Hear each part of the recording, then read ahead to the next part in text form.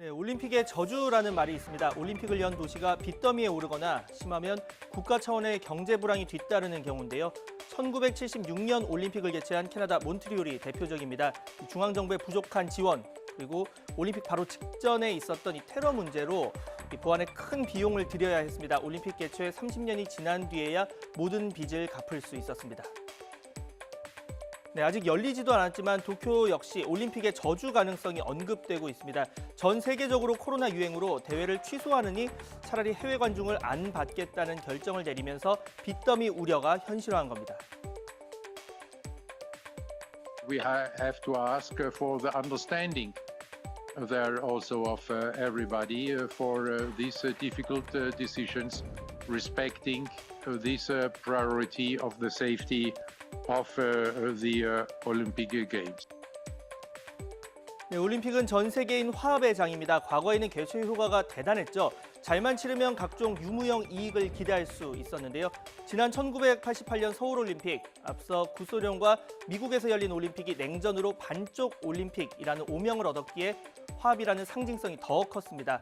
외국인 관광객도 크게 늘었습니다. 1987년 187.5만 명 수준에서 1988년 234만 명으로 무려 24.8%나 증가한 겁니다.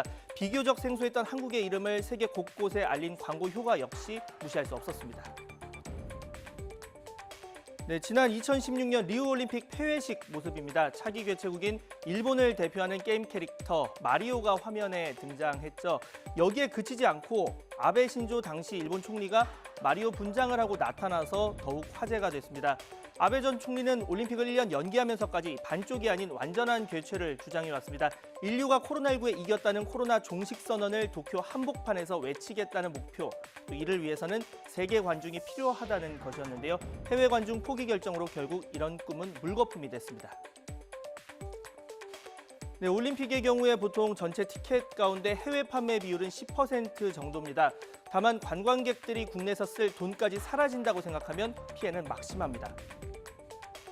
네, 당장 일본 현지에서는 이번 결정으로 인한 피해를 최소 2조 원부터 국내 관중으로만 경기장 정원의 50%를 받는다고 했을 때 직간접적으로 최대 16조 원 넘는 손해가 날 것이라는 예상까지 나오고 있습니다.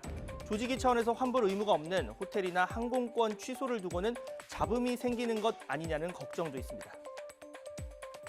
東京2020大会の観客については宿泊やフライトの予約の件もあり早期に確定させなければ迷惑がかかってしまうといったことなど 네, 올림픽으로 인한 손실은 도쿄도 차원에서 떠안아야 합니다. 이미 1년 연기로 1,200억 엔, 우리 돈 1조 2천억 원이 넘는 추가 지출이 생긴 상황입니다.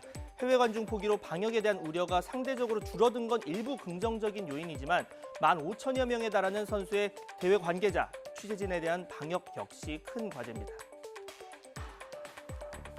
일본 정부는 도쿄올림픽을 통해서 경제 부흥 그리고 후쿠시마 원전 극복 그리고 코로나 극복을 목표로 내세웠습니다. 외국인 관광객들이 들어오지 않았기 때문에 그 홍보 효과는 굉장히 미흡하게 될 가능성이 커졌습니다. 목표에는 3분의 1 정도밖에 달성할 수 없는 올림픽이 될 것이 아닌가. 오는 25일 시작되는 성화 봉송을 앞두고 코로나 긴급 조치를 해제하는 등 분위기 띄우기에 나서보지만 올림픽으로 정권을 부양한다는 스가 총리의 전략에 차질이 생긴 상황은 분명해 보이는데요. 비대면 올림픽도 감동을 줄 수 있고 즐길 수 있다. 또 코로나 속 국제 이벤트의 새로운 계기를 마련했다는 반응을 이끌어낼 수 있도록 철저히 준비하는 게 그나마 지금으로는 최선의 시나리오라는 관측입니다.